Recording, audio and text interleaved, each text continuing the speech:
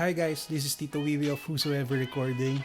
Today we're gonna make a comparison video of two Telecasters. So first Telecaster is a JCraft Telecaster. And the other one is from Clifton Guitars. This is a Clifton Telecaster. Both guitars are strung with elixir strings and set up by Roxanne Diaz. So without further ado, let's hear it.